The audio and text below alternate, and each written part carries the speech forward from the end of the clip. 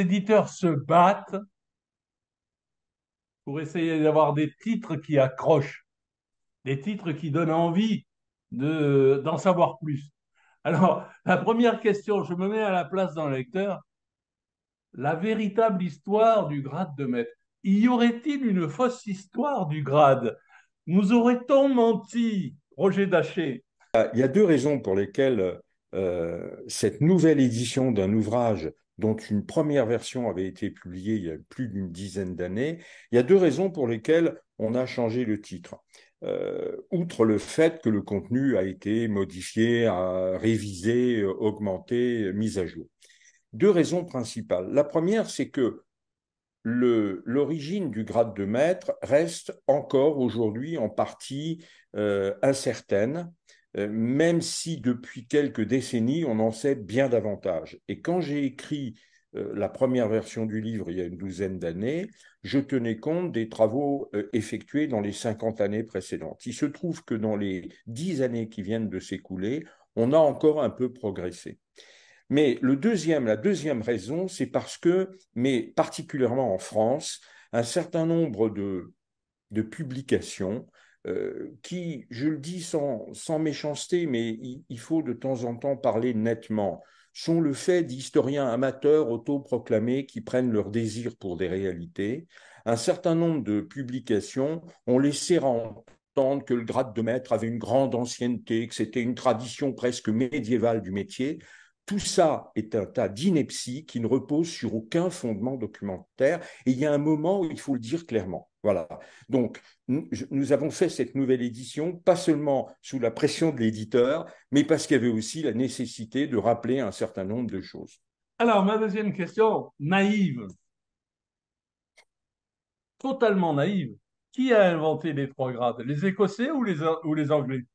Alors, très clairement, ce sont les Anglais, mais à partir d'un schéma de base qui était écossais. En fait, pour le dire très rapidement, jusqu'en 1723, par exemple, quand on lit les constitutions dites d'Anderson, on voit bien qu'il n'y a que deux grades. À la même époque, en Écosse, où on a les plus anciens rituels maçonniques connus au monde, il y a deux grades, le grade d'apprenti et le grade de compagnon. On sait dans la documentation, et l'historien ne peut faire d'histoire qu'avec des documents, et pas avec des suppositions ou des hypothèses.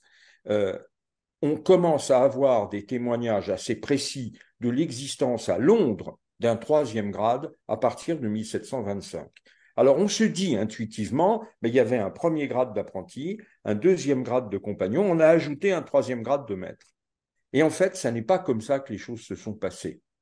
Il y avait un premier grade d'apprenti et un deuxième grade de compagnon, les rituels d'Écosse le montrent bien, où il y avait une espèce de salutation où deux frères se tenaient, s'étreignaient dans une sorte de salutation rituelle. Ce deuxième grade va servir de base au troisième en y injectant une légende.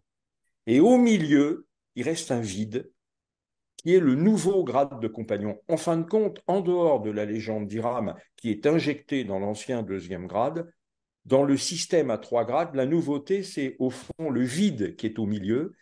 Et j'achève cette petite séquence-là en faisant observer quelque chose. C'est que dans tous les rites maçonniques qui existent de nos jours, le grade d'apprenti, le rituel d'initiation est à peu près toujours le même. En gros, il s'agit de donner la lumière. Le grade de maître est remarquablement stable à des détails près d'un rite à l'autre. Mais là où tout change d'un rite à l'autre, c'est le grade de compagnon. Il y a 25 versions du grade de compagnon. Eh bien, c'est le rappel du fait qu'à l'origine, le grade de compagnon du système en trois grades a été constitué à partir d'un vide laissé par le nouveau grade de maître. Vous avez parlé des trends. Alors, la question qu'on peut se poser, pourquoi y a-t-il autant de variations des attouchements? Est-ce que c'est un problème d'histoire ou un problème de rite? En réalité, on voit bien que jusque vers 1750, 1745, 1750, il faut le rappeler très souvent, la maçonnerie est une sorte de communauté humaine et rituelle entre la France et l'Angleterre. Et on fait à peu près la même chose à Londres et à Paris. Et même, il y a peut-être plus de différence entre ce qu'on fait à Lyon et ce qu'on fait à Paris. Mais entre Paris et Lyon ou Paris et Marseille, il y a peut-être plus de différence qu'entre Paris et Londres. Et simplement parce que les Britanniques qui étaient en France, ils étaient souvent à Paris et ils repartaient à Londres. Et puis après, la coupure, la cassure, la séparation entre la maçonnerie britannique et la maçonnerie continentale, mais principalement française, va s'opérer. Et à ce moment-là, elles vont commencer à évoluer chacune de leur propre côté. Et c'est là qu'on voit apparaître d'infinies variations, chacune de son côté, pour des raisons qui d'ailleurs ne sont pas toujours claires, hein, modifie certains mots, modifie certains attouchements, modifie certains signes, même si globalement, on voit bien l'origine commune de toutes ces variantes. Alors, si Roger Daché était le commissaire enquêteur, qui a tué quoi? Parce que finalement, on a Hiram, on a Hiram Abi, on a Hiram Abif, qui est le vrai Oui. constructeur du temple dans le mythe de Salomon.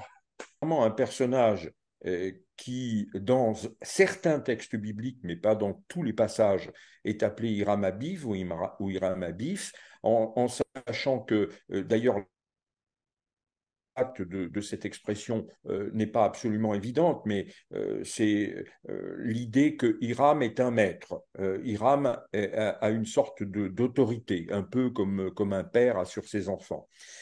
Ça, c'est une chose.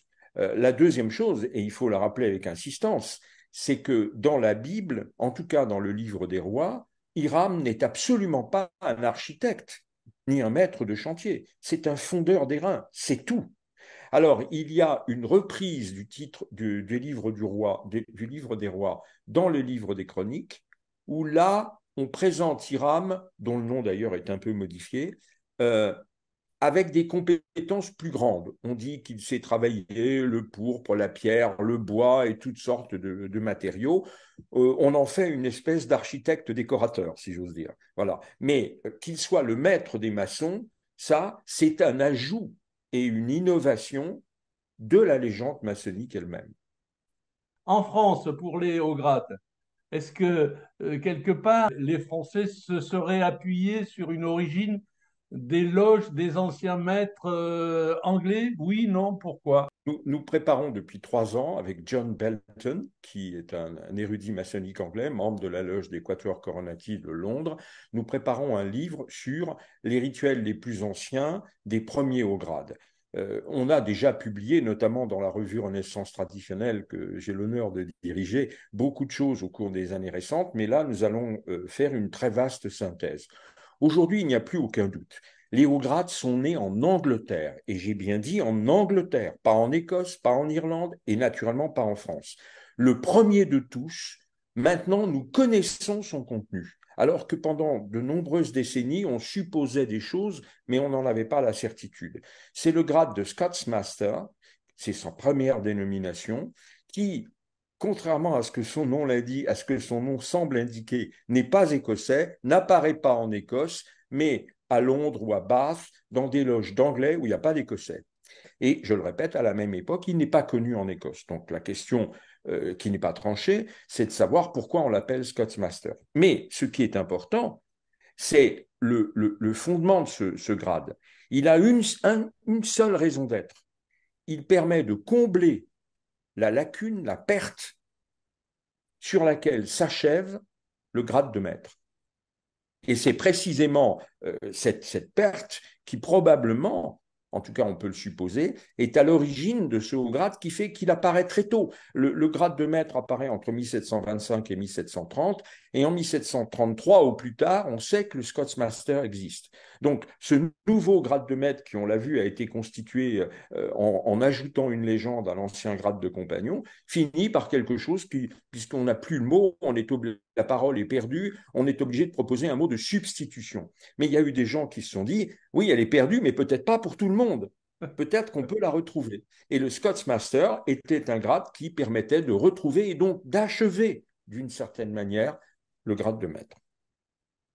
Eh bien, écoutez, Roger Daché, c'est formidable. J'espère que dans votre ouvrage, le prochain ouvrage chez Derby sur les hauts grades, Vous nous expliquerez pourquoi il y a une telle profusion de grades, puisque dans certains rites, on va jusqu'au 99, parce que quelque part, ça permet aux illustrateurs de bien sourire sur l'ego de certains francs-maçons. Roger Daché, merci, bravo pour cette reprise complètement actualisée et nous attendons avec impatience le prochain ouvrage chez Derby sur les hauts grades. À bientôt. Merci beaucoup.